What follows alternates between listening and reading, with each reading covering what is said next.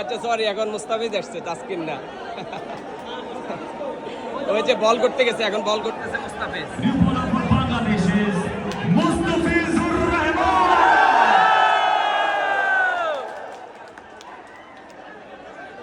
Ready, Mustafiz bowl করতেছে।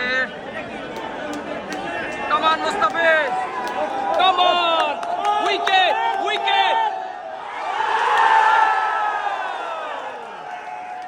সুন্দর bowl করছে মুস্তাফিজ, অল্পর জন্য ক্যাচ হয় নাই। শাবাশ মুস্তাফিজ।